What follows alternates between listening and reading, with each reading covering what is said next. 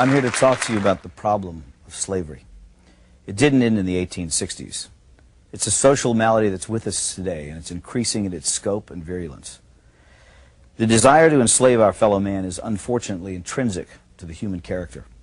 It has been with us since the beginning of time, on every continent and in virtually every culture, from ancient Egypt to Babylon to Greece and Rome, Africa, Asia, Europe, and the United States.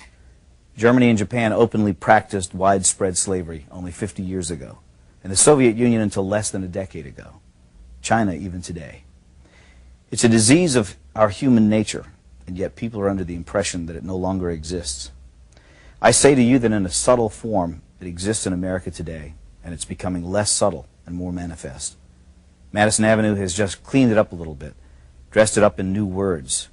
The slave master is now Big Brother, someone to protect you, someone to confide in. But it's all the same. He owns your life. This may sound far-fetched, but I think I can prove it. When the IRS allows you a tax deduction, they and their congressional collaborators and the media call it a tax subsidy. In other words, they designate it as a gift to you, a subsidy. The only way they could conceive this terminology is by presupposing that they, i.e. the government, own all the money. Their view is that they're entitled to it all. That which they allow you to keep is their compassionate and generous gift to you. How can this be? You create the money by your efforts, your sacrifice, your creativity, your risk-taking. So how can it belong to them? It's very simple. They own you. They own everything you produce, your money, your house, your thoughts and ideas, your children. If you go to a foreign country to work, you still have to pay the U.S. income tax. You could dig a hole in the middle of Siberia and they'd be entitled to a cut of your wages because in their minds, under their law, they own you. They create arcane and esoteric laws to criminalize you. You may try, but you can't obey them. You can't even understand them without a lot of professional help.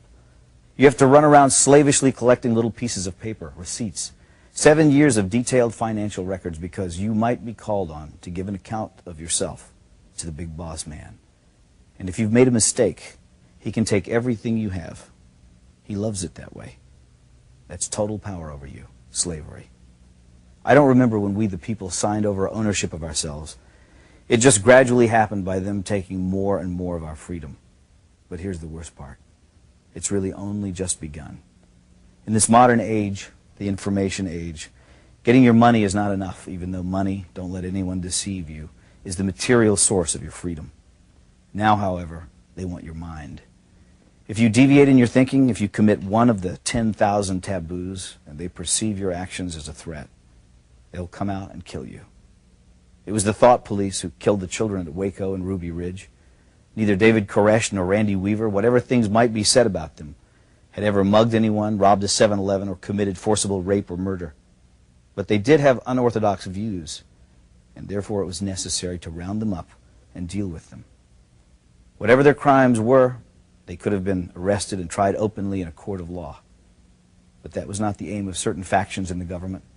These statists wanted a massive demonstration of force to show who was boss. The penalty for resisting is death. After all, we're not free. We belong to the government, and deviant thoughts will not be tolerated. In the aftermath of the horrible Oklahoma City bombing, government propagandists tried to intimidate the people into silence by recklessly linking criticism of the government to acts of murder. Some people ask, how can you fear your government and claim to love your country? Our response is, how can you love your country without fearing your government? Who else holds a counterfeit license to kill, incarcerate, and confiscate for non-crimes? Remember, America is about liberty first and last, not obedience to bureaucrats. The Washington power clique wants you to shut up, get in line, do what you're told to do, and most outrageously, think what you've been told to think. We have hundreds of politicians and thousands of lobbyists crawling all over Washington, thinking of ways to control you, to extend their will over you, to subvert your freedom and replace it with their will, to capture, that is, to steal your life force. And so we should all be very angry, because anger is the engine that drives our will to resist. And without resistance, without awareness, they will take it all. That's not just politically perverse. It's a sin against mankind, because freedom is actually sacred. Drop an ant into a jar and seal the lid. It will spend the rest of its life trying to get out. It has nowhere to go, but it wants to be free. That is its nature. It's the way every living thing is made. Once, a long time ago, I saw something at the zoo, a wolf lying in its cage. I thought about how this magnificent animal was the end product of millions of years of evolutionary design. A nose that could detect the faintest scent, ultrasonic hearing, eyes that could see in the dark, teeth and jaws capable of crushing thick bone, heart and lungs that could run him for hours in a sub-zero blizzard. And yet there he was, lying forlorn and full of despair. He was well fed. He had a clean habitat and water and medical care. So what was the problem? He was sick with the knowledge that his wonderful powers would never be exercised again. And so he lay there, his head on his paws, staring blankly ahead at perhaps some imaginary forest that he could never reach because there were bars around him. They had not killed his body, but they were destroying his soul. God gave Adam and Eve freedom, even though he knew they would invite death into the world.